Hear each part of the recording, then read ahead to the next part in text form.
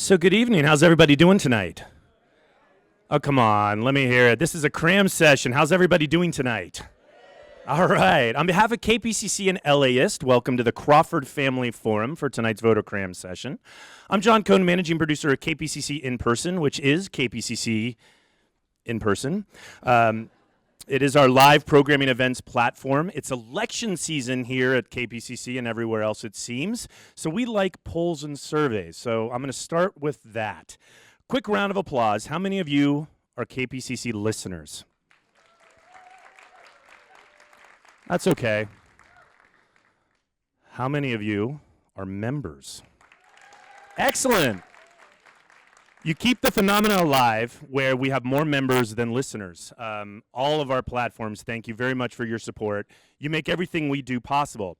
If you're one of the negative people who's not a member, you can call 866-888-5722 or click and join kpcc.org. Election Day, as you may know, is just under 3 weeks away, probably why you're here. KPCC and LAist are here for you. So if you haven't already, please check out our voter game plan, where we offer guides on important races, measures, reminders about dates and deadlines, and answer your questions through our Human Voter Guide.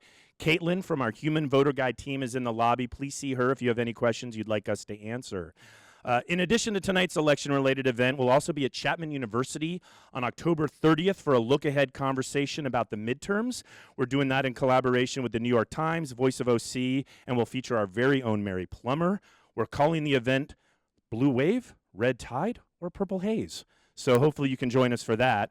And on Election Day, we'll be right back here in the Crawford Family Forum. So after you vote on November 6th, bring your I voted sticker here to get some free coffee and donuts, and tell us about your voting experience. More on all these events at kpcc.org/inperson, where you should also sign up for our newsletter. And of course, tune in to KPCC on November 6th for our live coverage that night. Tonight's event is part of the California Dream Project, a statewide media collaboration of Cal Matters, KPBS, KPCC, KQED, and Capital Public Radio.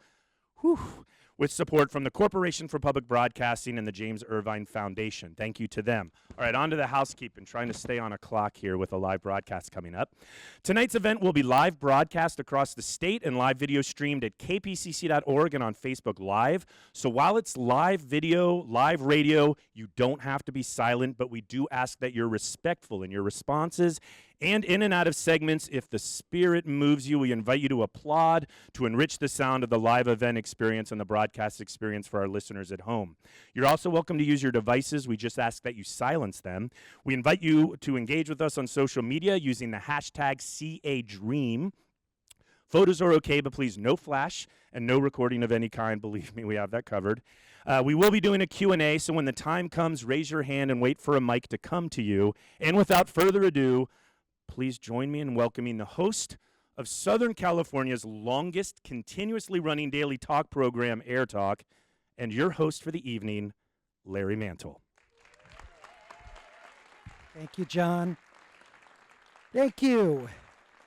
And a very good evening to you. I love that you're all here early because you know it's a live broadcast. You get radio, and we're right here ready to go. And I appreciate it very much. And I see almost everybody here armed with pen and paper, ready to write down your thoughts about each of the ballot propositions. We came up with this idea 2 years ago, and it was kind of a crazy notion because we had 17 statewide ballot propositions in 2016.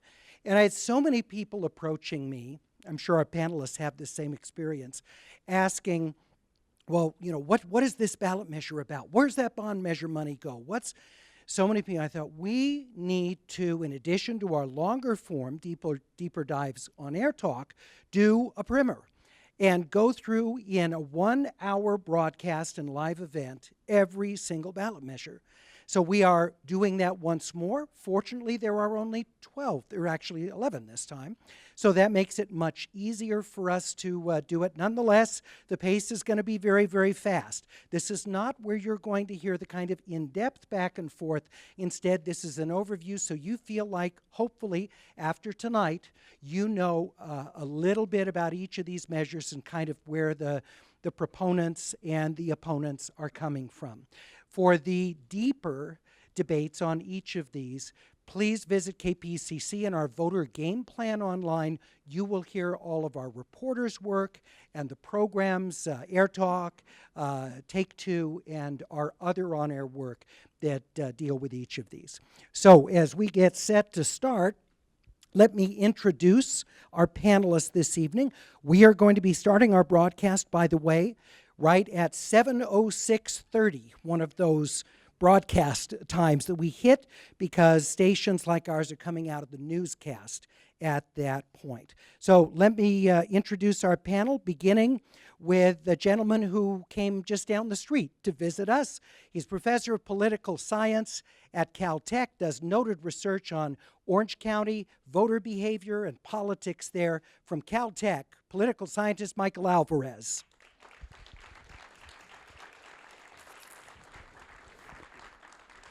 Michael's been a guest with us on AirTalk many times over the years. Also traveling from the Bay Area to join us, a reporter for the San Francisco Chronicle, where she covers politics on an in-depth basis. You've undoubtedly heard her on AirTalk and on Take Two, probably read her work at SF Gate. Melody Gutierrez.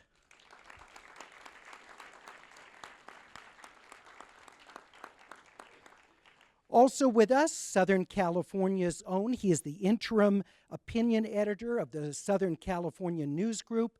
That includes the Daily News in the San Fernando Valley, Pasadena Star News, San Gabriel Valley Tribune, the Daily Breeze if you're from the South Bay, Torrance area. So he's the interim opinion editor of the SoCal News Group, Salvador Rodriguez. Sal?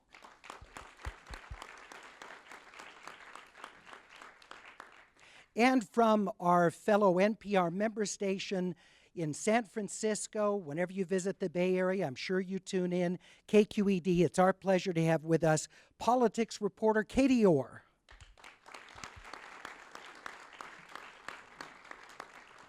And finally, a member of our Southern California Public Radio Board of Trustees, gentleman I've known for many years, professor of political science at Loyola Marymount University in Westchester. He also directs the Center for the Study of Los Angeles, which does some of the most important survey polling work on Angelenos. Fernando Guerra.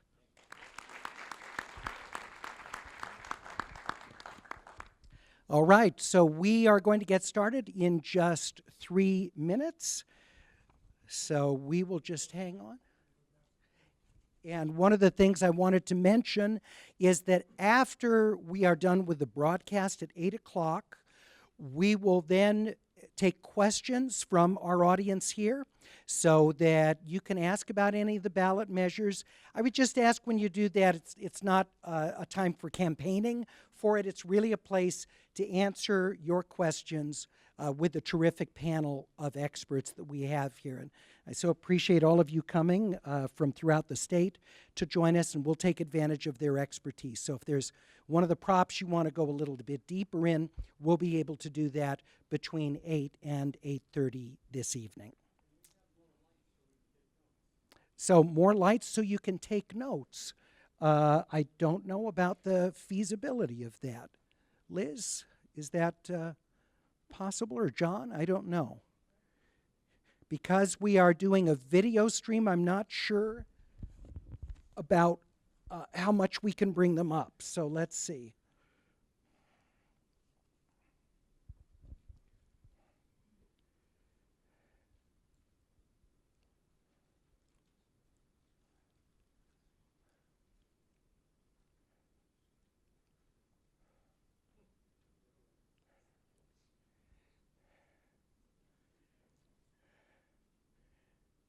So they're not, okay, they're coming up a little bit.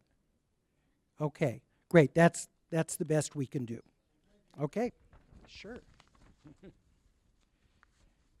Yeah, it doesn't help if you can't see what you're writing. That kind of defeats the purpose of it.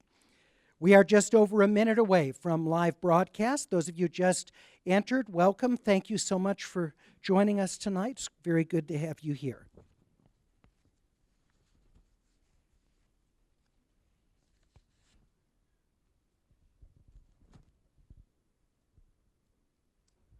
1 minute to live broadcast. I'll turn off this microphone and we'll transition here.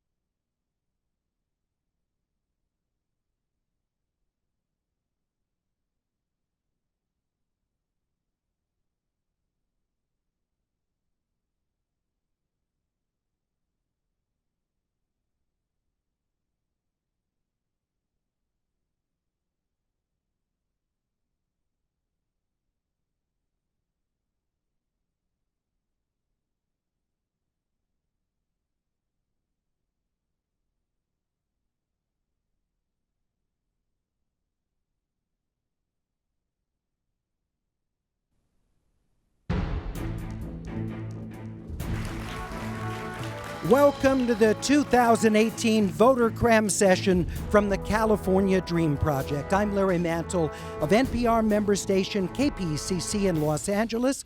The California Dream Project is a statewide media collaboration of the nonprofit news site Cal Matters, KPBS San Diego, KQED San Francisco, Capital Public Radio in Sacramento, and KPCC in Los Angeles. During this hour, our political analysts and journalists will lead us through each statewide ballot proposition 1 through 12. We'll take them in numerical order so you can follow along on your sample ballot or make notes as we go. Our experts are Caltech Professor of Political Science Michael Alvarez, San Francisco Chronicle political reporter Melody Gutierrez, interim opinion editor of the Southern California News Group Salvador Rodriguez, NPR member station KQED politics reporter Katie Orr, and the director of Loyola Marymount University's Center for the Study of Los Angeles and LMU professor of political science Fernando Guerra. All right. We are going to do this numerically to make it easier to follow, not based on necessarily what's most controversial or important, but we begin with the bond measure Proposition 1. This issues $4 billion in bonds for housing programs and for veterans' home loans. Who would like to start us on that one? Katie, you want to start us on Prop 1? Sure. I can just tell you a little bit about why we're seeing it in the first place.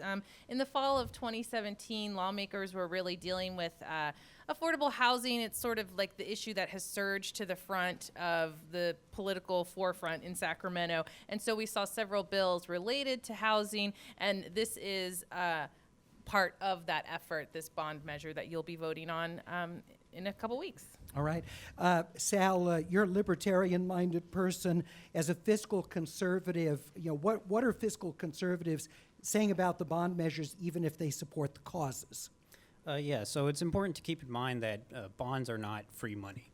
Bonds need to be repaid, and whenever you take a look at a bond amount, basically double it. That'll be the total cost to taxpayers.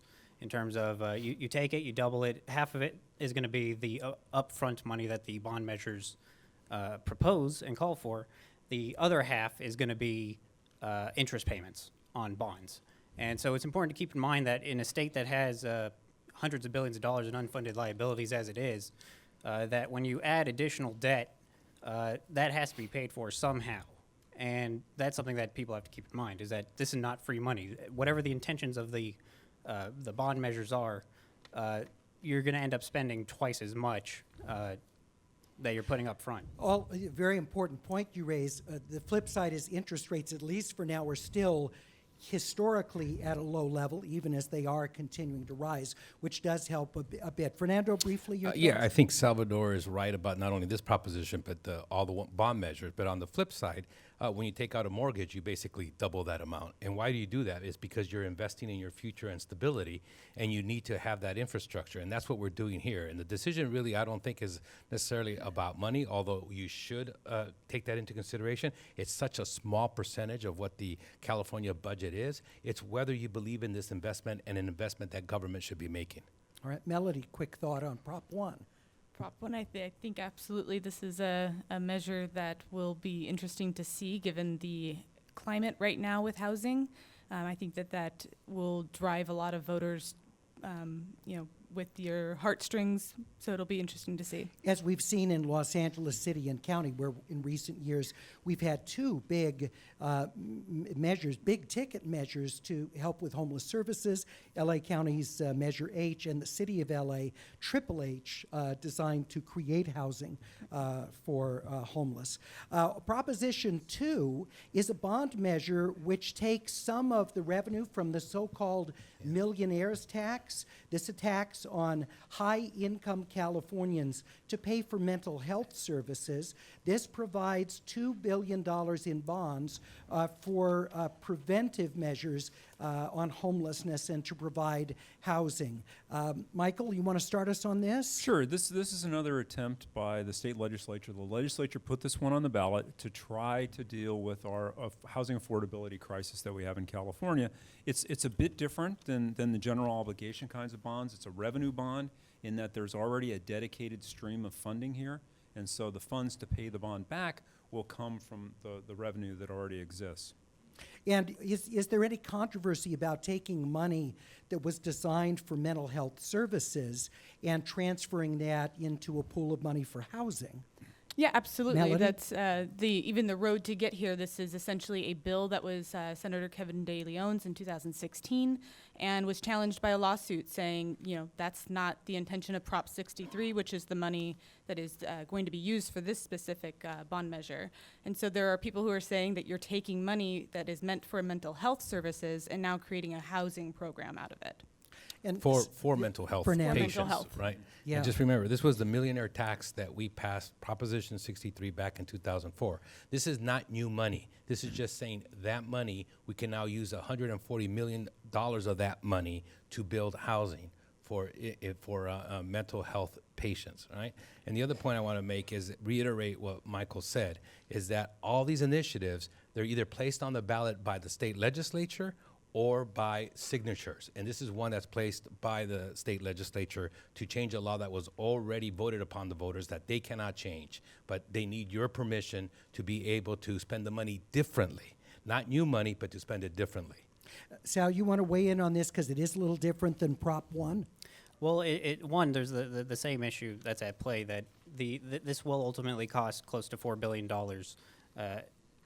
Half of that will go towards these housing programs. The other half will go to interest. Now, one thing to think about is that's over $1 billion that could have gone to mental health services, that voters intended to go to mental health services, that will instead go to pay off interest on a program that they did not originally support, and that money that was taxed from people, that's now money that's not going to go to mental health services. That's going to go to a brand new program with results that we don't yet know what that is. So I think that's something that has to be kept in mind, that this is something that's going to end up costing double what it is up front. It's a brand new program. It's taking money away from services. And this is the Mental Health Services Act has already been under fire for ever since it was passed by the state auditor, by the legislative analyst's office. This is money that's already being underused as it is. And so now do we want to take that money and waste half of it on interest payments? We're talking about Proposition 2, the bond measure, Melody? Right, I would just jump in there and say absolutely. There have been a lot of controversy over the spending of Prop 63, but I would add that the author of that measure, Darrell Steinberg, who's now the mayor of Sacramento, he said that it was always intended to create a program that stabilizes mentally ill homeless people. All right.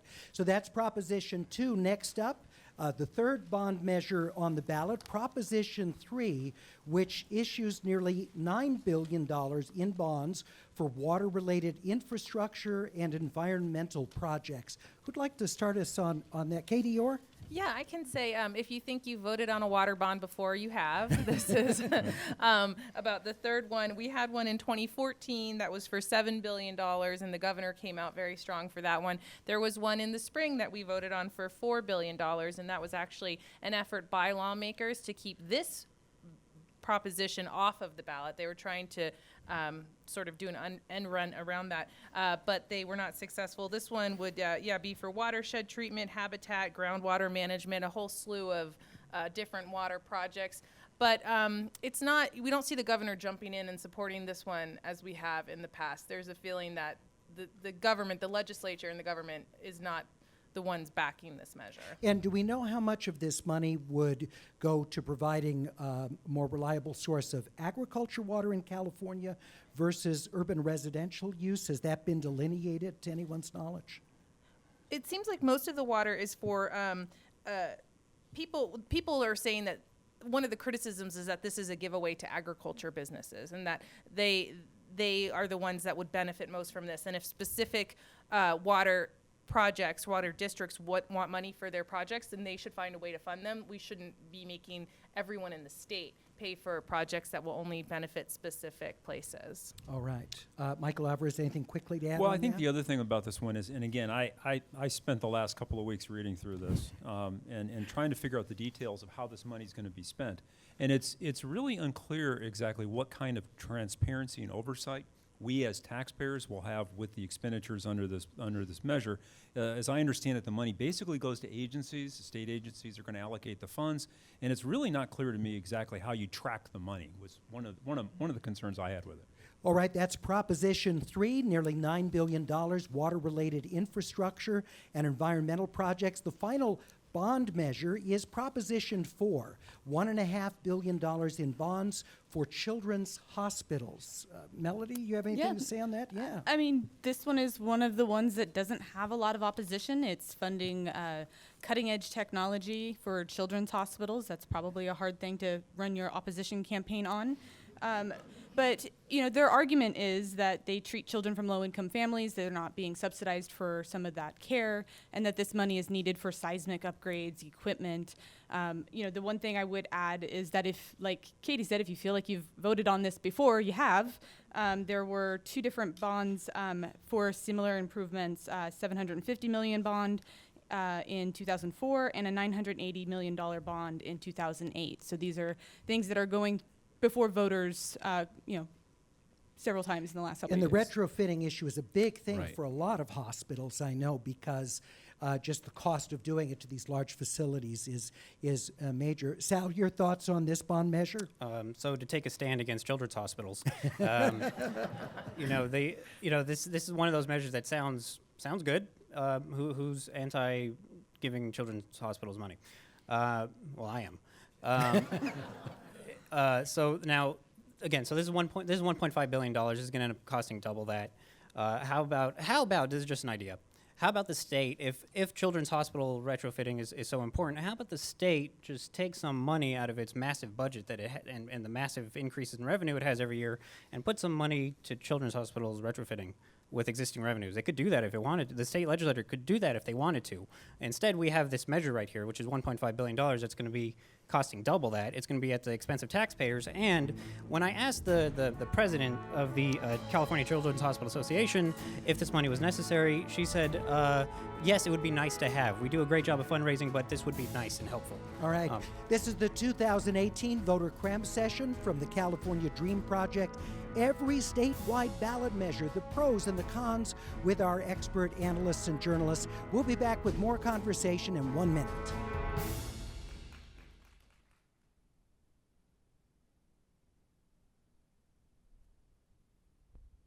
Thank you, whoever started that. I forgot to cue you. It started right over here. It's great. Well, we'll have to bring you back every show. Thank you. Okay, so the bond measures we finished. In 30 seconds, we're going to pick right up with the next proposition and get into some of the ones that are highly controversial. And we'll hear from not necessarily all of our panelists on those as we continue.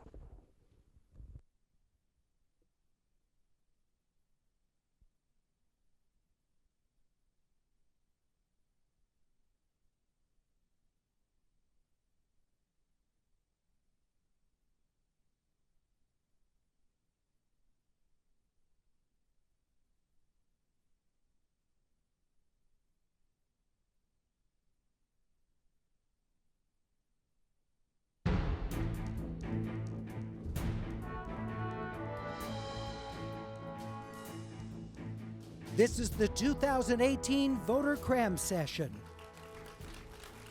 Heard on public radio stations throughout California, I'm Larry Mansell of NPR member station KPCC in Los Angeles. We're at KPCC's Crawford Family Forum, this hour devoted to looking at all the major aspects of each California ballot proposition. We're going in numerical order. If you joined us late, just want to let you know that the entire program is available online at kpcc.org.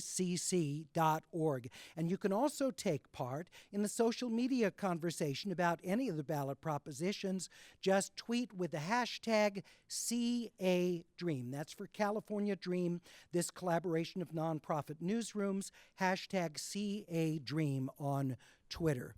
Let me reintroduce our panelists in conversation. With us, KQED politics reporter Katie Orr, Southern California News Group interim opinion editor Salvador Rodriguez, San Francisco Chronicle political reporter Melody Gutierrez, Caltech professor of political science Michael Alvarez, and Loyola Marymount professor of political science Fernando Guerra. So we pick right up on the sample ballot with Proposition 5. Now, this revises the process for homeowners who are age 55 and up. Typically, if someone sells a house that they've had for a long period of time and they're paying their property taxes at the lower Prop 13 protected basis, they can at most get one exemption post 55 to move into another house that otherwise they'd be paying higher property taxes on because it resets, but instead the basis of their old home is used. Not all counties accept that. It is a one-time dispensation. This, if passed, Proposition 5, would allow that to be used for as many home purchases as one makes. Post age 55, you take the lower basis with you, and would require that all California counties accept that lower Prop 13 protected tax basis. Sal, let me begin with you on this and get your thoughts on Proposition 5. Obviously, this benefits people that are age 55 and older, but is it too high a price to pay for that? No, I would agree with the Howard Jarvis Taxpayers Association that this is a measure that is completely consistent with the spirit of Proposition 13. It protects older taxpayers, older property owners, and it allows them to move without facing crippling increases in property taxes. All right, Fernando, you're shaking your head. Yeah, it's hard to be objective on this one. This is the continuing assault on the younger generation. It's the continuing transfer of wealth from the young to the older. It will negatively impact K through 12 schools. This is basically one generation telling the other, you don't vote, so we're going to take advantage of you. This is basically as bad as the Trump tax cuts were in terms of the impact that it has. And to me, it's almost an offensive type of initiative. So what about the counter argument, though, Fernando, that this would lead to more older Californians moving more frequently, because they only get one exemption that keeps people in place, that this would open up housing to younger buyers potentially because older homeowners wouldn't be so fearful of downsizing? Okay, there's absolutely that's a great hypothesis. There's absolutely no data that actually occurs. And think about what we're talking about. We're talking about an older homeowner making $200,000, $300,000, $400,000, $500,000 and on the sale of the home, and we still want to subsidize them to go and move somewhere else.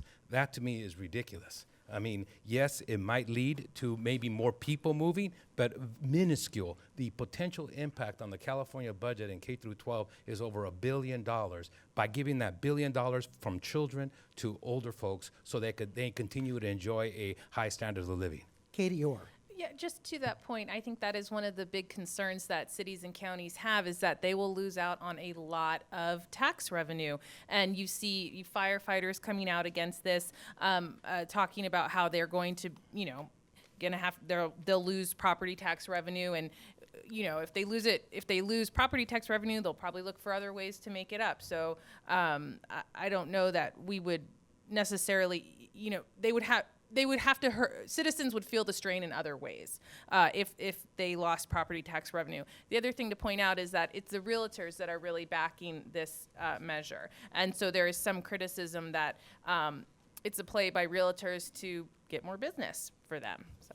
Of course, what may be in the best interest of realtors could conceivably also aid the housing market if, again, more people are willing to downsize, opening up properties that then would be reset for people under age 55 to the higher property tax basis. So, but I understand your point. Yep. For now, there's no evidence that would. Michael. Yeah, I just wanted to say that again, this is one of these arguments about affordability. We have this housing affordability crisis in California. We'll talk about this later with some of the other ballot measures. I just really have trouble seeing how this is going to create supply. Right? When you think about the crisis is really a crisis of supply. We don't have enough housing. As I think Fernando said, it's not clear to me this is going to generate an additional amount of supply. And it's going to take about $1 billion a year away from cities and schools. All right, Melody, a quick thought on this?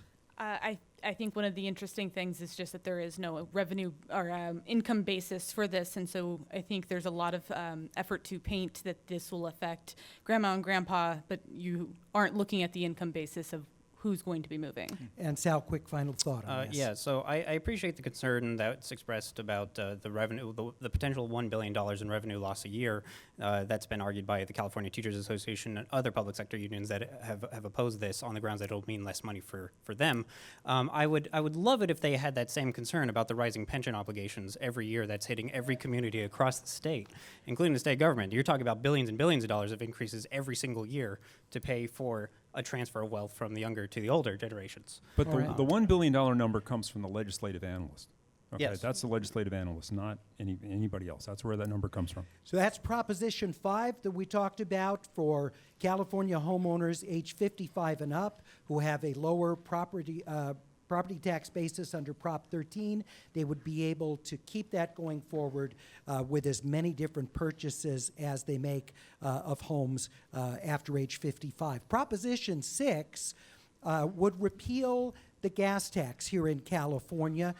This gas tax that was passed by the legislature to fund infrastructure, roads, streets, and now you've got this measure which would repeal it. Those who say that it's made gasoline prices too high, argument of some is that the state of California should come up with, from its own budget, with the money to do this kind of work. Katie, do you want to start us on this one? Because this also has a ripple effect, Republicans are hoping, on statewide office seekers. Yeah, this is a measure that Republicans are really hoping will get their voters out to the polls. You see a lot of Republican candidates, gubernatorial candidate John Cox is really linking his campaign to this. You see a lot of the congressional candidates linking their campaigns to it.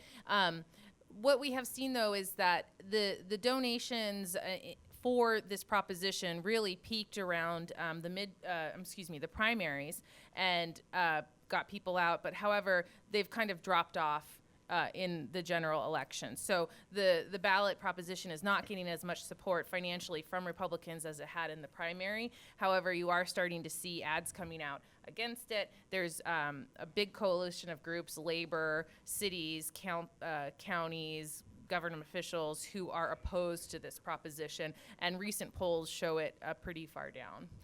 All right. Melody. Yeah, I'm just piggybacking on the polls. I think even your description of this ballot measure goes into the point that the proponents of this are saying, which is you would not know this is a repeal on gas taxes by reading the summary of it, which is eliminate certain road repair and transportation funding. That's become a huge part of the campaign, and a lot of grumbling by the proponents of this who say that this was on purpose by the state to try to get this to pass. And I think you're seeing that in the polling numbers, that essentially people are reading that and saying, well, I don't want that, but do they know essentially that it's repealing the gas tax is sort of the issue. Michael Alvarez at Caltech, you do a lot of work in Orange County to try and understand the electorate there. What's your sense of Prop 6 and whether it's galvanized voters? I think the evidence was pretty strong that this issue and the recall election that went on in Orange County in the primary did mobilize many Republican voters to get out to vote. I think it was something, and it's also something that the Republican running for governor, John Cox, has been campaigning on. It's this is one of these kind of cynical attempts by politicians to use the initiative process in their electoral campaigns. And we've seen this in the past, and I know we'll see it in the future, because it's an effective tactic to get your voters out to the polls. Sal, you want to weigh in on Prop 6? Yeah, so the Southern California News Group originally endorsed Senate Bill 1 when it was proposed last year. Because we recognize, and I recognize, and I think most of us can recognize, that it's important to have adequate funding to pay for maintaining and taking care of transportation infrastructure. That's quite important.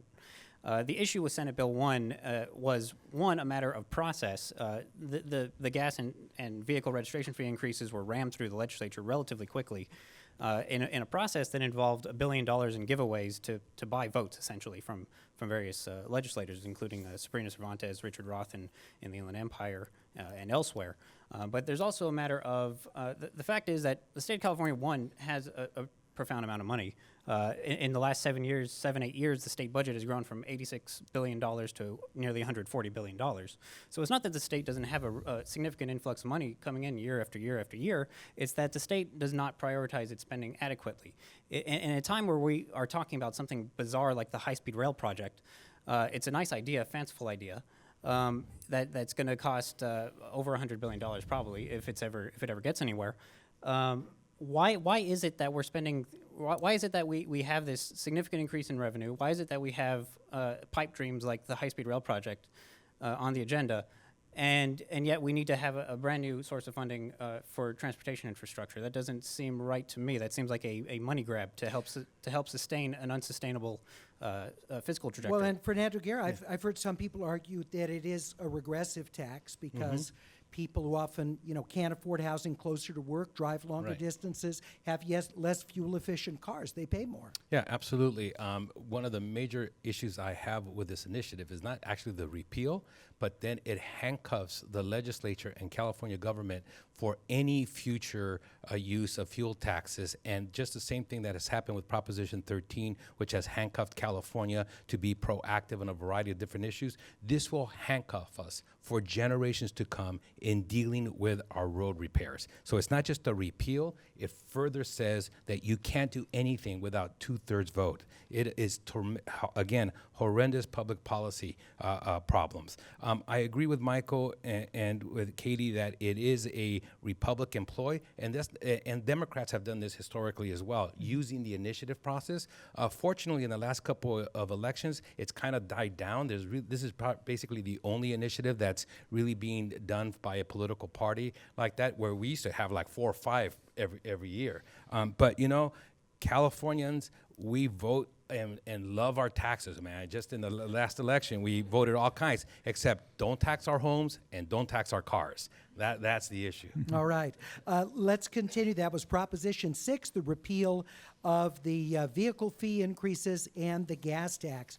Proposition 7 authorizes the California legislature to provide for permanent daylight saving time, but it would only happen if the federal government were to allow that. So this is a dependent proposition, so to speak. Katie, you want to start us on this one? Well, as a relatively new mom, I feel like It makes you an expert on this. Yeah, the fewer time changes, the better. But I think you really laid it out. This is something that I feel like California has sort of had a fascination with. We saw it, a bill in the legislature this year, and that allows for this vote. But you really laid it out. What does this proposition do? Not much. I mean, it lets the legislature vote on it. If the legislature approves it, the governor could. Then it lets Congress work on it, and I believe the president has to weigh in as well. So, I mean, it is the start of a step of a process, but it really isn't anything that you'll see happen anytime soon. Anybody else with anything quick to add? Michael? I just wanted to say, I think that we're already a couple steps in. As I recall the history of this, I believe that there have been the legislature's been interested in this in the past, and we're now at a point where they were waiting to see if other states were going to be interested in moving away from daylight savings time. And so I think the legislature is kind of hopeful that by getting the California voters to weigh in on this one, and then they will act, that maybe that will lead to a larger group of states getting behind this effort. And part of the challenge is our California Constitution, which is hundreds of pages long. We continue to put a lot of things in there, and this was decades ago that we did this. And so now we actually have to have you vote on it to allow the legislature and Congress to take action if it happens. So we're just asking you not to just give them permission in case there's a national trend to change this. By the way, the European Union and throughout the world, there's major discussion, and in Europe, they will change it next year, that we're getting rid of this. And it's consistent throughout the world, and we just want to continue with that. There are concerns, historically, I should say, there have been concerns in the agricultural community about this, and because of, the darkness when kids would be going to school, things like that. But Katie, are you aware of any sort of organized opposition to full-time daylight saving time? Well, I think that's one of the things that would be interesting to see. If it gets out of California and goes to the federal government, where would everyone come down on it? I honestly don't know. I do know, I will say, I used to live in Indiana, which had 3 time zones and was incredibly confusing. So we wouldn't be as bad as some places, but I don't know how the federal government would take to this. Of course, our neighbor Arizona doesn't go on daylight saving time, so they have a permanent permanent time, but it's not daylight saving time. It's a standard time that they keep year round. So once again, that is Proposition 7, which, if passed by voters, then would allow the legislature and the governor to take this up if the federal government were to make a move towards standardizing full-time daylight saving time. Proposition 8 would require dialysis clinics, kidney dialysis clinics, to issue refunds to private insurance companies for revenue that they take in that's more than 15% profit from the service that they provide. This is a very complicated measure. I've just led recently a full-on debate on this, and I'm still trying to get my head around the complexities of this. But part of the history is the effort of Service Employees International Union to organize the employees at the 2 biggest dialysis companies, the chains that are here in California. Michael, you want to start us off on this So one? you gave me the hardest I was going to one. say, Actually, this one is. I've known you the longest. I think that's why I'm punishing. My evaluation of this is exactly what you just said, which is this one's incredibly complicated. I've waded through this a number of times, and it reads as if it's an attempt to again lower the cost or make dialysis treatment more affordable. But I do understand that there's a little bit of politics behind it, which I wonder if some of my colleagues might want to talk about, because I'm not quite as aware of the politics. Melody, do you have some info on this to share? Yeah, this is one of the lesser-known initiatives. No doubt you've heard the radio ads, because $120 million is being spent on this one. A lot of ads. Mostly by the dialysis clinics, who have poured a lot of money. You do have the backdrop of unionizing, and you have the backdrop of whether or not healthcare costs should be able to soar like they have been, and so there's a lot of in the background going on to this one, on top of the fact that it's just a very complicated measure. So the proponents, their argument is that there would be a greater investment by these dialysis centers in patient care, because they're not going to want to pay these rebates to the private insurers for going above 15%. And since what they would pay their employees in providing the services would count as expenses, that therefore they would be more likely to invest in that. Opponents say this might well lead to dialysis clinic closures. We'll continue on this proposition on our voter cram session.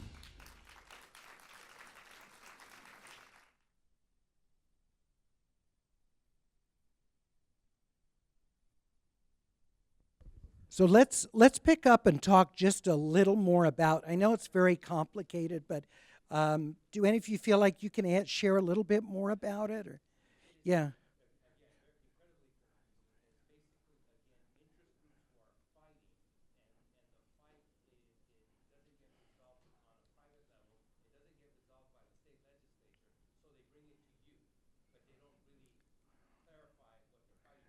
Yeah.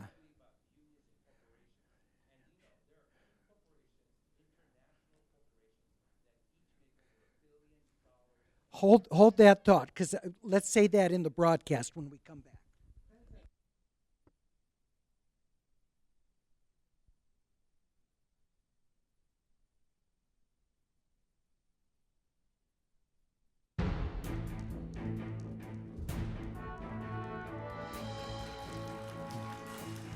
This is the 2018 Voter Cram session, heard on public radio stations throughout California. I'm Larry Mantle of NPR member station KPCC in Pasadena. We're at KPCC's Crawford Family Forum. This hour is devoted to looking at the pros and cons of California's 11 ballot measures. We're taking these in numerical order. Again, in case you joined us right in the middle of this broadcast, you can visit the website kpcc.org, and you'll be able to click on the link and hear the entirety of the broadcast. Also, if you'd like to take part in social media conversation around any of the ballot measures that we're talking about in this broadcast, please just use the hashtag CADream. That stands for California Dream, CA Dream, which is the collaboration of nonprofit news organizations, public radio stations in the state, and of Cal Matters. Let me reintroduce our panelists joining us from the Southern California News Group, which publishes a variety of newspapers in Southern California, the interim opinion editor, Salvador Rodriguez. Also from the San Francisco Chronicle, political reporter Melody Gutierrez. Caltech professor of political science, Michael Alvarez. Loyola Marymount professor of political science, Fernando Guerra. And KQED San Francisco politics reporter, Katie Orr. We were just talking going into our break about Proposition 8, which requires private insurers be given rebates by dialysis centers if they go more than 15% above their direct costs for providing patient care for kidney dialysis. Now, the price is much, much lower for those who are in Medicare. This really targets the reimbursements that private insurers are making. Fernando? Yes, again, very complicated. There's a lot that I like in this initiative. There's a lot that I hate in this initiative. It's basically two interest groups who couldn't resolve this issue in their private negotiations. They took it to the state legislature. They couldn't resolve it there, so now they're bringing it to you, except that they are giving you emotional arguments, not all the facts, because it is very complicated, and it is somewhat emotional. And when that happens, oftentimes we tend to vote no when we don't clearly understand it. To throw in some even more criticisms, not criticisms, but complexity is what you just mentioned, Larry, that I think it actually undermines the current situation, undermines the Affordable Care Act, and this would resolve some of that because it costs so much for insurers to cover dialysis that they don't want the pre-existing condition. So it plays into all of those national politics. Salvador, you want to share any thoughts about this Proposition 8? Sure. So, I mean, I don't know how many people here in the room are experts on the dialysis market. Something tells me there's not very many of us. I wouldn't be surprised if there is someone here, but go ahead. So, on the economics of the dialysis market, when you have a fight between special interest groups like this, and you're talking about a proposal to regulate an industry and particular components of the of an industry. Is that something that we really need to be doing as voters? Is that something to do? If you don't feel like you know exactly what is at stake, you probably should vote no. This is probably not what the force of law should be used for micromanaging things like this. This is an abuse of the proposition process and an abuse of law. All right, that's Proposition 8, requiring rebates from kidney dialysis centers to private insurers if they go above 15% margin on providing that service. Proposition 9 doesn't exist anymore. It would have carved California into 3 separate states. And the state Supreme Court said this proposition as written is not eligible to be on the California ballot. So no Proposition 9. It doesn't mean we won't see it again in the future. Oh, I'm sure we will see it again. In it may not another be form. 3 separate states. Yes, okay. Who knows how many states may be involved. So next up is Proposition 10. Now, this is the rent control measure you've heard a lot about. It repeals what's known as Costa-Hawkins, which puts limits on rent control measures that cities and counties can put on for unincorporated areas. So this means that newer construction would be covered by rent control. Melody? Sure. One of the biggest areas that this would address is that single-family homes and condos could come under rent control. That's something that Costa-Hawkins says that cities could not pass. So this doesn't create rent control in these cities. This actually gives cities the options to expand the type of rent control that they have. Obviously there's a backdrop of a housing market where people cannot afford to live in the communities in which they work or communities they've lived in for years. But surprisingly, it's not doing well in the polls. And I think that that's really interesting. It's not even doing well among renters.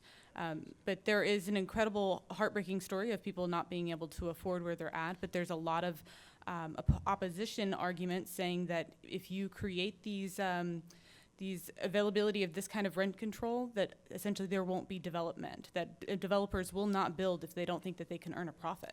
There also is the argument that single-family homes that are in the rental market, if those are rent controlled, then fewer people are going to be willing to rent out those houses. Let's say they inherited it from mom or dad and they turned it into a rental, that it won't be as financially advantageous for them to rent it out, so those homes would be sold, not part of the rental stock. Katie, more thoughts on this? Well, I just think it's interesting, especially considering that it's not doing well in the polls, because when they were considering this in the legislature this year, it was one of the most contentious issues up there. I mean, supporters of repealing Costa-Hawkins flooded the halls of the Capitol chanting, and when things didn't go their way, they were very upset. So it's interesting that there's a group of people who support it very, very passionately, but apparently it's not transferring to the rest of the voters. Fernando Guerra. I think of this just as a local control measure. All this does, it says we give it back to the cities.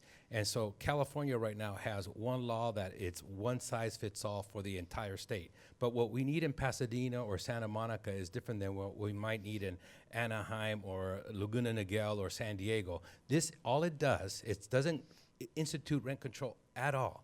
What it does is it gives it back to the city councils to determine on a case-by-case basis. And that's, so really, from my perspective, it's a local control. Let the locals decide what is best for their communities. Salvador. Yeah, so this absolutely is, it's about local control. It's about giving localities the control to be completely irrational and shoot themselves in the foot. Rent control. Do you support that or not? No. So you'd rather be shot by California then? Not quite, but Well, now, rent control is a beautiful idea. It's the rents are too damn high, and so what better than to cap the rate of increase in rents? That's nice. Keep rents low. That's a fascinating idea. Now you pick up an introductory economics textbook. You go to page 1. And there you will see why rent control is an absolutely absurd idea. That it will it will significantly curtail housing production, housing affordability. It will have the opposite effect that proponents hope it will. It will be great for the people who get into rent-controlled units. It'll be horrible for the vast number of people who never are able to get into a rent-control unit, or are never able to get into a new apartment or a new home that they can afford because the landlord pulled it from the market, or they converted it to a condo, or they did all kinds of different things to adjust. Isn't this, though, similar to the argument over Prop 13 and particularly the proposition here, 5, in that there would be potentially fewer limits, if you accept that premise, fewer units that would be built. But for those individuals who might find themselves out on the street or would have to move a tremendous distance from their job or lose their job, that they would be protected. So if you make the argument that Prop 13 is good for older Californians because they're not displaced, why wouldn't that argument hold for rent control here? So it'll be great for the people who are in a rent control unit that is not then converted into a condo, or the people who are able to get into a rent controlled unit that was built, or get into a unit that was built and that is affordable. But we're not, so there's the seen and the unseen in every policy decision. What we'll see are the people who are in rent-controlled units. What we won't see are all the homes that are not built. We're not going to see all the units that are not put on the market. We're not going to see, the market. We're not going to see the market work like it should. Now, obviously, we want to see people be able to afford to live in California. The way to do that is not to impose artificial limits like through rent control. Instead, let's try to facilitate more housing construction, more housing development, not do artificial games like this. Just open an economics textbook, look Fernando. at page 1. Sal is right about the economics textbooks and what it says, but I hate to pick on my economic colleague because they're actually worse at prediction than we political scientists.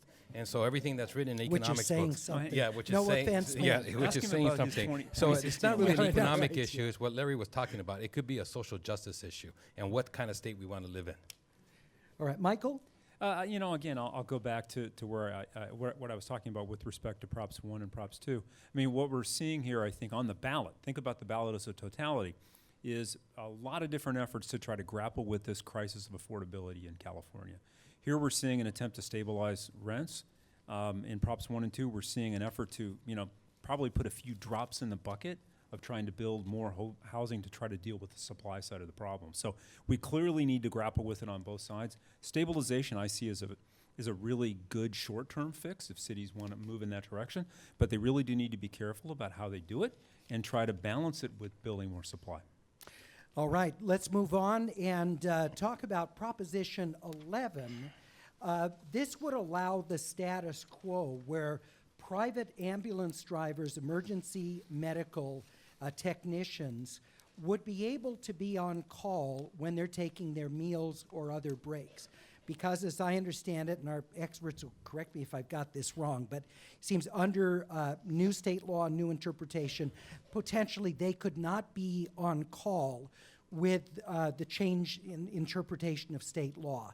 This would enable them to be on call. Katie, you want to start on this one? Sure, and right, like you were saying, in 2016, the Supreme Court ruled that private security guards, when they were on a break, they were on a break. They couldn't be on call or anything like that. And so the ambulance, primarily the private ambulance industry saw this and decided that they feel like it's only a matter of time before a similar ruling is applied to them. So they're trying to get out ahead of this, basically carve out a piece of the labor law saying that their employees can still receive calls while they are on breaks. It's similar to Prop 8 in that it's a really specific industry issue. And why wouldn't they be able to lobby the legislature to carry this? I'm curious. This ends up as an initiative. They tried. That's Oh, what and the happened, legislature right? They tried. didn't- They went through the legislature, right? Yeah. I mean, again, it's a private dispute. They didn't solve it privately. They took it to the legislature. They didn't solve it there. Now they're asking you to do it. And so now remember, why do we even have private ambulance drivers? Is because a lot of cities, not like Pasadena or Los Angeles, where we have our own paramedics, they contract out. And so our paramedics here in Pasadena or Los Angeles don't fall under this. They can be on call because they're public safety officers. But in cities that contract these ambulance services, those EMTs and ambulance drivers are not considered public safety. Even though they're doing exactly the same job, it's because they're from the private sector. That creates a challenge. Well, and I'm curious why the legislature, there wouldn't be sympathetic members of the legislature who would carry it on behalf of the private ambulance industry. It's interesting that didn't go anywhere. Well, you might have, labor groups might be opposed to that, if you're carving out Slippery slope. right, and Yeah. if you're carving out a part of the labor law, Yeah. it might not get far. It's a logical argument that they'd be concerned. Well, if they do it with ambulance drivers, then who might be next? That's Proposition 11. And are labor unions? Do you know, Melody? Have they come out against this or not? I don't think I've seen. For some odd reason, I know that the California Teachers Association is against this. Really? Why? I don't know. I just read that somewhere. That's good. Teachers are always on call, right? Yeah, that's They true. So that's Proposition 11. The final measure on your California ballot is Proposition 12. Supporters of 12 say it is a natural extension of Proposition 2, which was passed a decade ago and put new space requirements on egg-laying hens, on pork, as well as on calves that are being raised for veal. And they say, the proponents of it, that this guarantees even more space for those animals than was in Proposition 2. The opponents of Proposition 2 say this is largely the work of a major egg supplier in California's Central Valley, and that they actually want to have smaller cages in which to have the egg-laying hens. Melody, do you want to start us on Prop 12? Yeah, absolutely. This is a ballot measure that you would normally think that animal welfare groups would all jump on board, and they're not. And the argument is that the amount of space currently under law for says that a hen, an egg-laying hen, has to be able to stand up, turn around, and lay down. Now, what does that constitute? Like, what is the exact specs of that cage in which a hen can do that, or a breeding pig, or a calf? And so this ballot measure essentially is creating those specs, but animal welfare groups like PETA say, well, you know, we don't agree with that space, and that was never the intention of voters to give them that little of space. And so Humane Society says this is good. PETA and some other groups also say that, are saying that this is going to give them actually less room, and that you would be doing more for animals by not voting for this. So, and you have major environmental groups, Sierra Club's in favor of this, and I believe the Natural Resources Defense Council, but as you say, animal welfare organizations, there is a split. The Humane Society of the U.S., one of the big sponsors of this, as they were of Proposition 2, which was passed by California voters. Katie, anything to add on this? Well, I think it's one of those examples when it is a tricky measure, you know? I mean, you see this and you think, oh, you know, I feel like animals should have space. But then you get into the intricacies, and I think that's a lot of times the problem we have with governing by proposition, right? You don't know all the details that you really need to know. Sal, your thoughts on Prop 12? Yeah, so we're in a situation here with Prop 12 where the animal welfare groups can't decide if this actually enhances animal welfare. You have some that say yes, you have others that say you have like PETA that's very strongly against it. I would just humbly recommend that if there's a measure on the ballot that you can't wrap your head around, that even animal welfare groups, they can't decide if this actually enhances animal welfare, perhaps vote no. Perhaps this can be resolved another way. Perhaps we can have a more deliberative process rather than have something as convoluted as this. Well, and I have to say, for all of us on the panel, I think, you know, all of us get asked a lot by friends and family members, what about this ballot proposition? What about that one? And so often, I'm just speaking for myself, I don't know about the rest of you, I have to say, you know, I've read about it, I've hosted debates on it, I've immersed myself on it, and I'm still trying to wrap my head around all the different moving pieces to it. Yeah, Larry, so many of you these should are do what I do. I complicated. just tell every other person yes or no, and that way it balances out. Just randomized. And then you don't stack the deck. Hey, thank you so much for being with us. We appreciate on this statewide broadcast, we appreciate your joining us. For our 2018 voter Cram session, our panelists, Loyola Marymount Professor of Political Science Fernando Guerra, KQED politics reporter Katie Orr, Southern California News Group interim opinion editor Salvador Rodriguez, San Francisco Chronicle political reporter Melody Gutierrez, and Caltech professor of political science Michael Alvarez. The 2018 Voter Cram session is part of the California Dream Project, a statewide media collaboration of KPBS, KQED, KPCC, Capital Public Radio, and the nonprofit news organization Cal Matters. The project gets support from the Corporation for Public Broadcasting and the James Irvine Foundation. Keep the discussion going on Twitter. Use the hashtag CADream for California Dream. For the 2018 Voter Cram session, I'm Larry Mantle of KPCC, Los Angeles.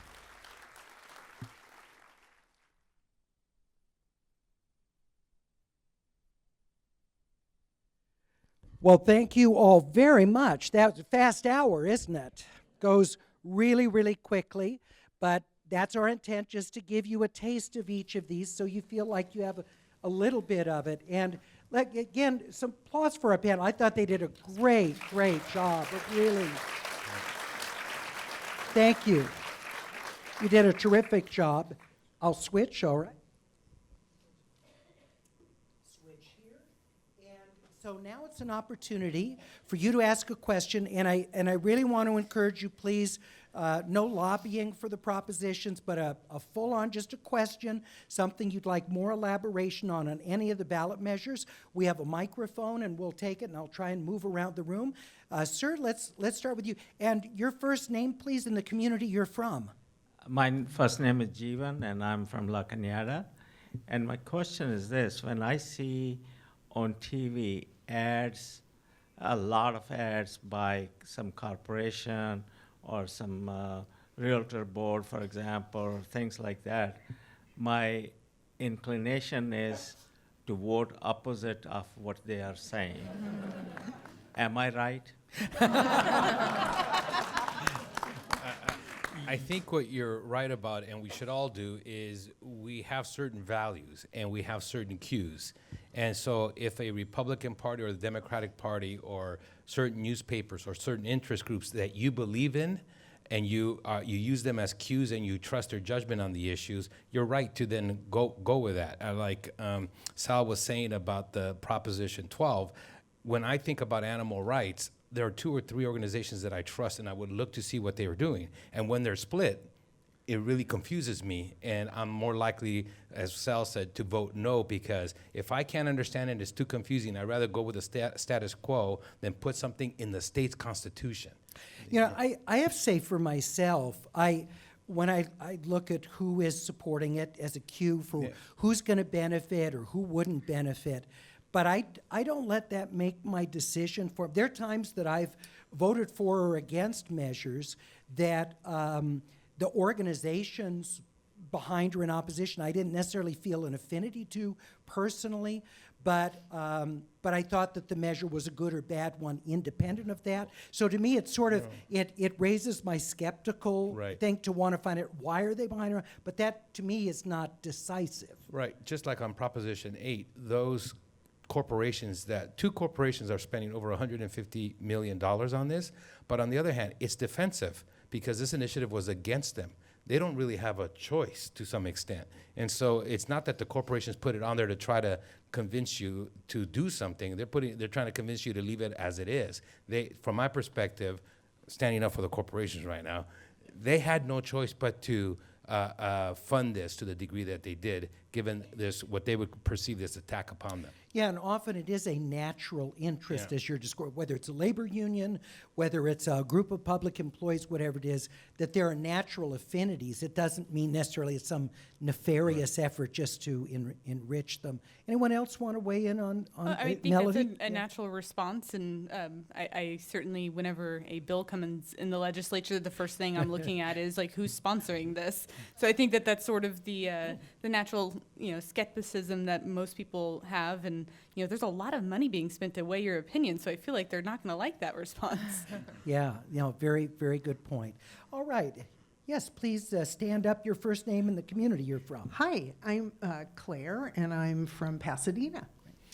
And my question is, what's wrong with year-round standard time, which is already allowed for in the national law? Oh, versus Well, daylight yeah. savings time. Yeah. I honestly, I don't know. I don't know why they picked daylight saving times versus standard. There's less public support for that because of the change. And so the specific bill that put this on the ballot did not allow for that. It just is daylight savings time. And so I think it polls very poorly, and they wanted to create just one opportunity for which way we were turning the clocks. Well, and I think people really like the idea of in the summertime it being light, say in Southern California, till 8 o'clock, later than that up in the northern part of the state, and people like that. So the idea that it would get dark earlier in the summer than it does now, which kind of like Arizona has with their standard time. Yeah, I think people are kind of, they like that light till approximately 8 o'clock here. I'm always amazed with the daylight savings time in terms of like reader response. When I write about daylight savings time, it's up there with animals. If you write about animals and daylight savings time, that is when you're going to get 100 emails the next morning. People are passionate. That's great. Sir, your first name and community, please. Yeah, Dave, and I'm from Los Angeles. And on Proposition 10, if it's going to create a situation where in single-family housing, it doesn't make sense to hold them as rental property, wouldn't that make more single-family houses available on the market and help the housing prices that way?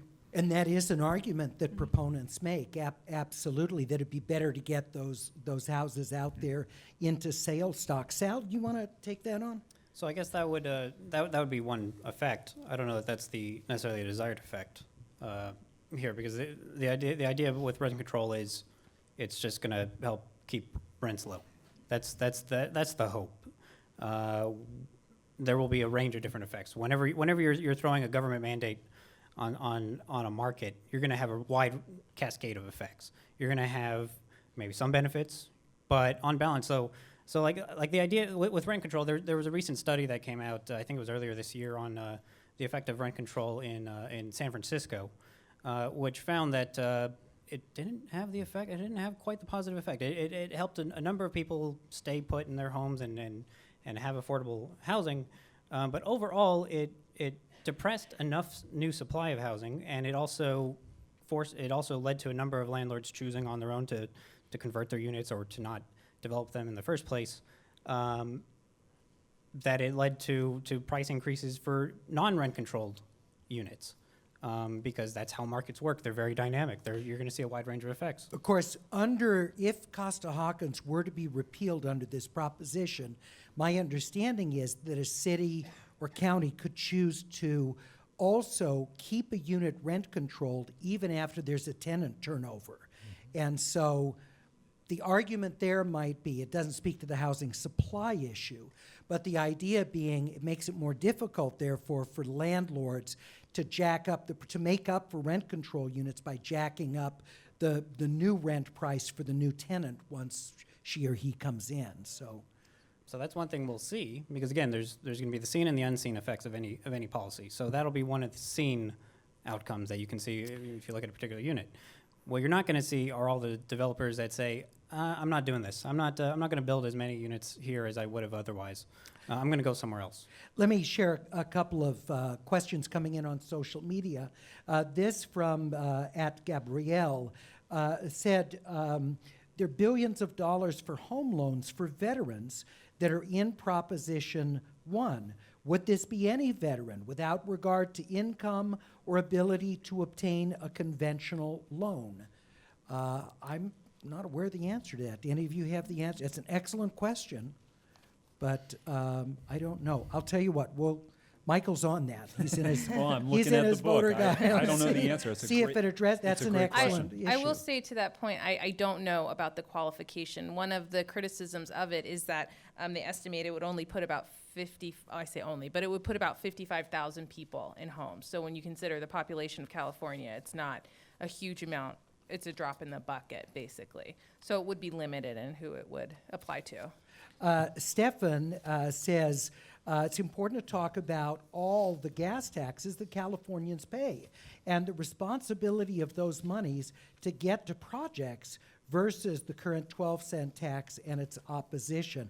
Now, I don't know if he's talking specifically about when the gas tax was raided by the state, when it took it and put it in the general fund, or the argument of proponents of the gas tax, I understand it was because cars are more fuel efficient, the tax was not raising as much money because people weren't buying as many gallons of gas. Therefore, there wasn't as much money to be able to spend on roads. But Katie? There was also a concern with the gas tax that the money would get diverted to other things. And so as a part of that, as part of a way to reassure voters, there was an amendment that passed, I believe in the spring, that said that the money has to go toward dedicated projects. And so that has already passed. And so that is, if the gas tax is not repealed, there are specific places it can and cannot be spent. Yeah. I mean, I know you're going to be shocked, but there's hypocrisy in this initiative. And again, it's not a partisan thing because both Democrats and Republicans are hypocrites about this. But the number one thing that Republicans like to talk about is that you should pay as you go, and it should be user fees. And this is exactly what the gas tax is. If you use the road by buying gas, you should be paying for it. It's a user fee, right? And then the further hypocrisy is, just as Paul Ryan, the speaker in Washington, D.C., and McCarthy here are pushing this for political gain, their chair, the Republican chair of the Transportation Committee in the U.S. Congress, just submitted last month his transportation infrastructure bill that included increasing the federal gas tax by 12 cents. All right? So the Republicans are saying, California, you don't do it, but we're going to do it nationally for our projects. The very same thing. And so they're talking out of both sides because they wanted to politicize this to try to mobilize voters. And again, Democrats have done this in the past as well. So this is not just Republicans who do this. Sal? Yeah, so user fees, that's fantastic. Yeah, that's great. Yeah, if you use the roads, you should pay for their maintenance. That's perfectly fine. I think every conservative would agree with that. Every fiscal conservative would agree with that. I think everyone can agree with that. The issue with SB 1 is that it's not just an increase that where the money is going to go to road and bridge maintenance. There's funding for light rail projects and things of that sort, which, while you can imagine the connection between having more investments in light rail projects across the state, and maybe that'll lead to fewer people using the roads, and therefore that'll help offset some of the maintenance costs long term, blah, blah, blah. The fact is that when you pay your car registration fees, when you pay your gas taxes, are you imagining that that's going to go to a light rail project, or are you imagining that's going to go to the roads? That's different from a user fee if it's going to a light rail project. Light rail projects, whatever their merits, if you like them, fine. If you don't like them, fine. They should have their own dedicated sources of funding, not use funding that people think are supposed to be going to the roads that they're using. You don't buy the argument that in supporting public transit, that keeps vehicles off the road and reduces the wear and tear on the road. You don't think there are enough people there to? Well, we already know that ridership, including in Los Angeles and Orange County, ridership on these projects is Across declining. the country, it's declined dramatically. So what does that tell us? That tells us people don't want to use them. People don't want to use light rail. All right. Let's see. Where are we? Right over here. Yes, your first name, community. Eileen from Sherman Oaks. And I feel like a moron asking this question, but I have to ask it. Proposition 2. From what millionaire's tax would the money be coming? And are these bonds municipal bonds that we buy, that we pay for individually? I'm not understanding literally the term bond. Okay, but since it does come out of a previous allocation, that's a good question. Yes, so Fernando? bonds is just a way that it's like a mortgage. Just to say, think of a bond as a government mortgage to build a facility, to build whether it's a city hall or the roads. And just like as an individual, you don't have I was going to say 400,000, but that's not a house now in Southern California. Now you don't have the $1.5 million today to buy a house. You have a nice place, right? So you would need to borrow it and pay it over 30 years because you're going to use it over 30 years. So a bond says we're going to build this facility and we're going to pay it over 30 years because we're going to be using it over 30 years. And just like when you buy a car or a house, that's how you do it. Now, this proposition, it's actually already passed and the money's already been allocated. All they're doing is they're taking that now and saying, let us use 140 million of that to build homes. Okay, that's what Proposition 2 is doing. But I think not if new I'm money, understanding the confusion, it's how is that a bond? If the money is coming from... It's a revenue bond. So Michael already said. So it's the what we call the millionaire tax, and there's a revenue that we get from that specific tax of very high earners. That's put into a pot and it creates revenue, and we could estimate what that revenue is going to be over 30 years, and then we allocate that revenue to pay back the bonds. So you're borrowing against the future of Correct, that tax correct, collection. right. Does that answer your pay it question? back. Yeah, Yes. okay. And it is a bond that you could buy, right? And the idea is that the revenue that's being generated by this tax is going to be what pays you back, right, over time. So, yeah, we've got a designated source. And you use the term municipal bond, it's the same thing. Even though it's the state, it is what it was known traditionally as a municipal bond. We have someone over here. Yes, sir, your first name and your community. My name is Jack. I'm from Monterey Hills in Los Angeles. And my question concerns Proposition 3.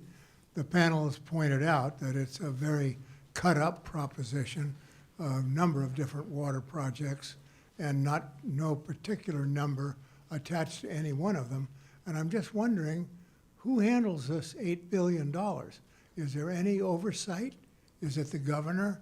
Is it the Assembly or the Senate or anything? So the money, as I understand, goes to local water districts for various projects, but your question about, well, who decides which local water district, how much, is an excellent one. Anyone? Well, my understanding, and again, I tried to figure this out this afternoon, my understanding is that this measure allocates the funds through grants to state agencies. And it's allocating it as far, I couldn't really tell exactly what the formula would be and how that process would work.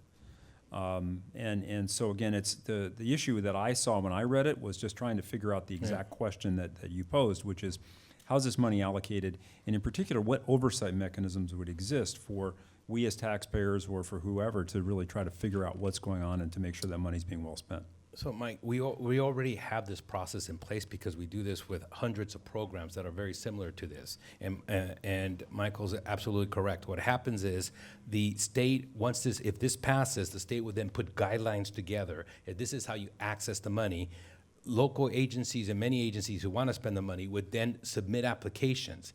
After they process the applications, they'll total that amount up. Let's say it ends up, even though it's $8 billion, and believe me, it's going to take them probably over 10 years to even authorize all those bonds. So the first round, they would probably put together maybe like $500 or $600 million, and then do a $600 million bond that they would sell. All right, take the money and then give it to the agencies that applied and were approved. That's the process right now with a lot of these, and this is the same process that would occur. And seems like we just have one Can I water say one more bond thing, measure though? after another. We do have at the county level Measure W, which does almost very similar things just for LA County, and that's a parcel tax. And what's interesting about that parcel tax, it doesn't tax you in terms of the size of your lot. It taxes you on the portion of your lot that is not dirt or grass, that is not permeable. In other words, your driveway, your roof, that in other words, when rain falls and it goes somewhere, you're not allowing it to permeate to the ground, then they're going to tax you on that. So the more concrete you have, the more tax you will pay. And my memory of that is that much of that funding goes to recapture Stormwater, and recharging Correct. the aquifers, groundwater Correct. table Right. and stuff like that. Okay, over on this, right back here, and then we'll come to you. Thank you. Hi, I'm Julia from Pasadena, and I have a question for the panel about housing. So I've heard a couple different opinions about rent control, but I'm looking for some quantitative data. I was wondering whether the panel could recommend some reputable sources for quantitative data and analysis about housing dynamics, something like rent control and what the effects might be. What a great Thank you. question. Yeah, what do you read to better understand that issue? So there is a ton of data on the current trends that are happening, except that, as you can see in terms of the debate, much of what we think is going to happen is theoretical. We're trying to determine behavior of individuals and behavior of markets. And as you can tell, if I knew how to do that, I wouldn't be sitting here. I'd be somewhere in the Bahamas or something like that. And so it's very difficult to predict that.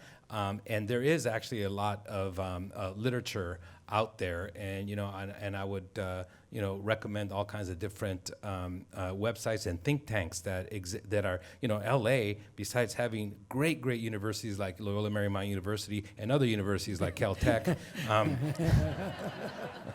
We also have a tremendous amount of think tanks that are located here that publish all kinds of stuff, like the Rand Corporation, the Milken Institute, the Reason Foundation, et cetera. Beacon Economics. Beacon you've Economics. used, Beacon yeah. Economics has got a great website on housing and housing trends. So a lot of these are entities that you'll hear representatives from them on our show, AirTalk, talking about these, because we go to them because they have really interesting studies on it. But as you say, Fernando, so much of this it's highly speculative and difficult to determine how the housing market responds. Over here, yes, sir.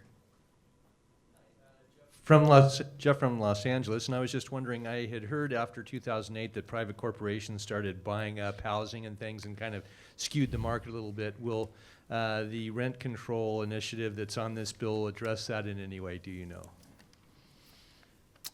Any, Melody? Yeah, in that vein, there was actually a call by the proponents of Prop 10 today, just talking about, they had said, that one of the major property owners, Essex Properties, they had said that they presented to their investors a plan to keep as few units on the market as possible to drive up costs, and so they're using that as part of their marketing campaign. So it'll be interesting to sort of see what the result is, but I don't know the direct answer to your question. Michael? It's who knows. I mean, it's one of these kind of issues where it's very speculative at this point because we really don't know what cities and counties are going to do if this passes to try to stabilize rents in their areas. Some cities and counties may do nothing. Some cities and counties may be very aggressive.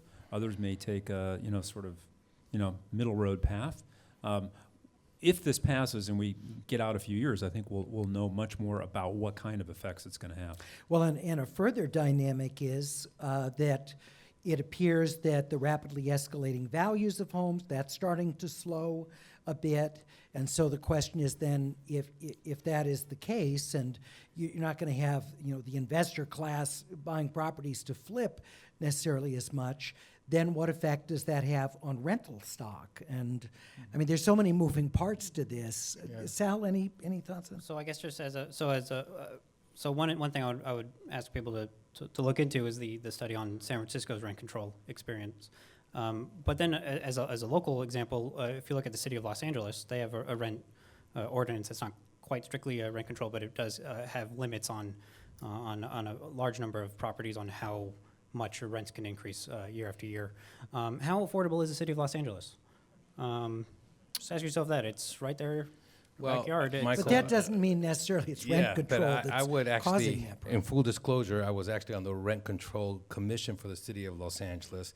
And in fact, that law, if you take a look at, for instance, Pico Union, it's much more affordable than the rest of the surrounding, and in fact hasn't really been gentrified, which is right next to downtown, right next to Koreatown. And that's because they have effective rent control, because 85% of the housing stock is older than 1979, therefore it falls under rent control. And the rents in Pico Union are much lower than the surrounding areas, much more stable. And so if you want to, don't look at San Francisco, look at Pico Union. Rent control is working in Pico Union, where 90% of the 50,000 people that live in Pico Union are renters.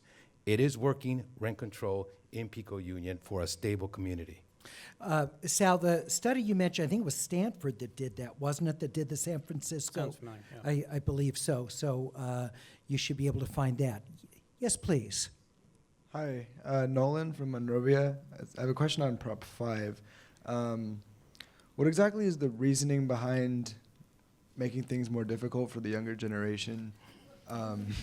Just to stick it to young people. Yeah. That's Because you don't vote. And more specifically, like how much money is this going to be taking away from local schools and governments over how long a period of time? Well, the legislative analyst said it was $1 billion, wasn't it? I don't know how over a long period of time that is. It said local governments and schools would lose $2 billion a year, $1 billion each. A year. Annually, Yeah. Now, for perspective, the state of California just gave the prison guards union a couple $100 million raise just because.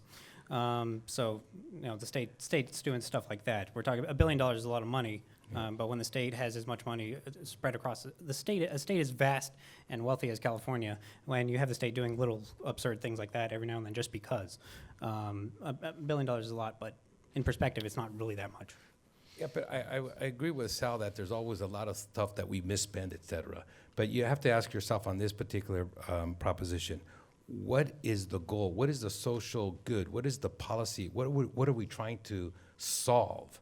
And it's not solving a social policy problem. It's really a grab by the realtors and others to benefit a wealthy class already.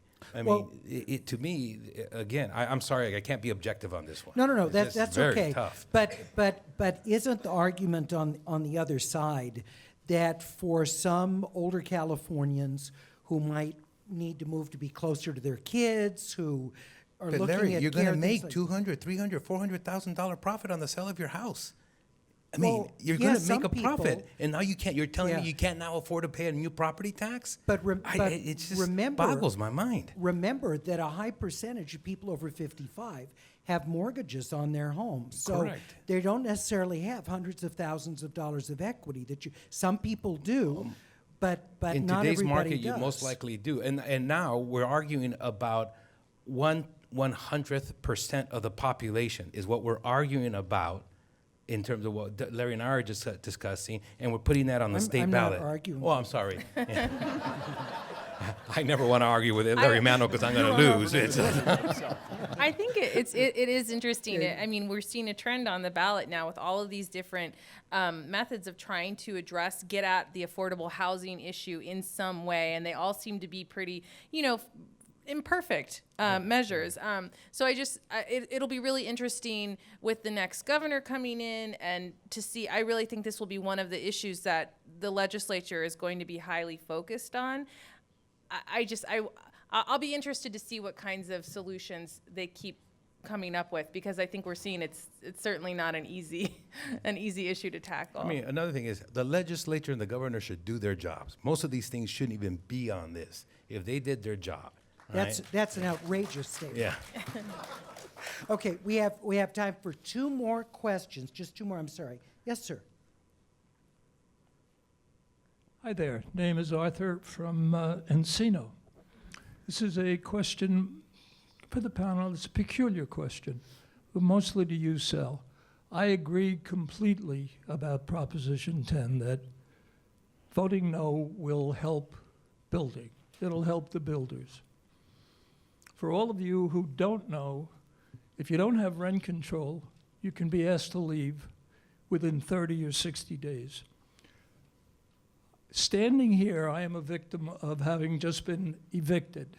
And that's a terrible thing to have happen, but your question, please, sir. Question is, how do you feel when your life is the other side of rent control, where there's no help and your life is sort of thrown asunder? No recourse. Does that affect any of the theoretical answers?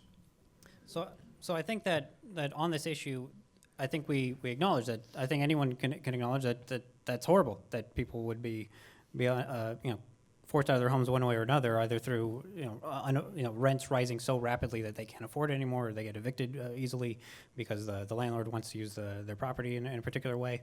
But is this the way to produce better outcomes for the largest number of people? I think ultimately, I mean, obviously, you could point to particular neighborhoods where it's having positive effects, but then you have to look at that again. This is a matter of the seen versus the unseen. What you'll see with the rent control policy, you'll see the people who benefit. What you're not going to see are the people who are not able to move into a unit that's affordable because it doesn't exist. You're not going to see the people who you're not going to see all the units coming online that could have been there. And one thing that you are going to see, based on the experience of places like San Francisco, for example, you're going to see rents rise for people who are not in rent-controlled units, because that's what the market can do elsewhere. We're talking about dynamic systems where we're talking about millions and millions of people. We're talking about millions and millions of units and different impacts that you have to consider and weigh. Melody. Just, under current rent control, with vacancy decontrol, essentially, if you're in a rent-controlled unit right now, if you are there are a lot of allegations that landlords tried to force you out, because as soon as you are out, they can raise that to market rates. Right. And so there is an incentive right now under rent control, as under Costa-Hawkins, to try to get people to leave. Now, whether or not a city under this ballot initiative would create vacancy decontrol as part of theirs, that would be up to them. So this measure doesn't necessarily solve that problem, but it could.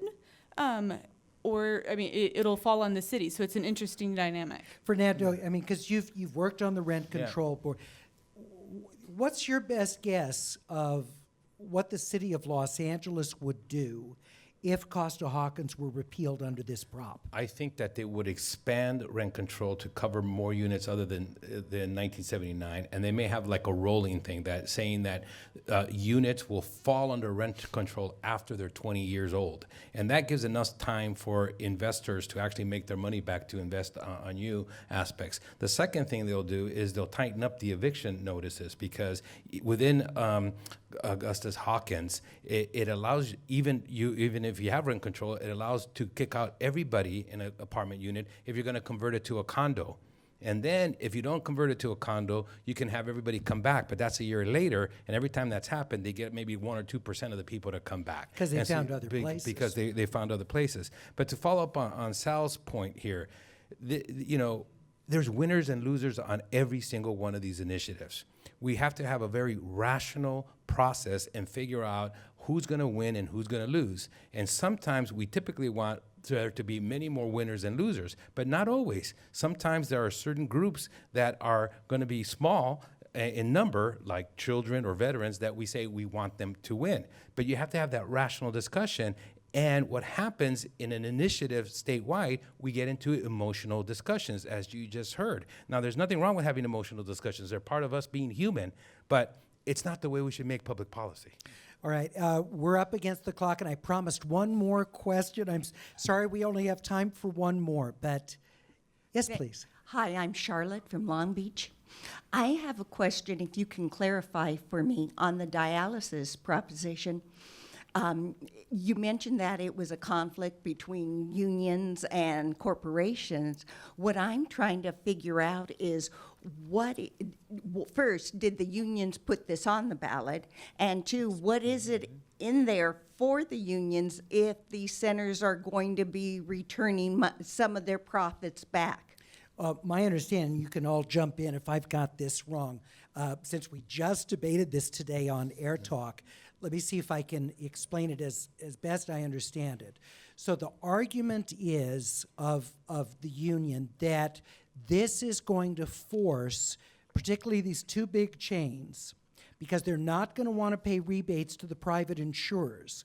That's going to force them to increase the amount of money that they put into direct patient services, so that the staffing ratios are going to improve, the facilities are going to be better kept, they're not going to be nickel and diming things, is what the union argues, because they're not going to want to pay the rebate.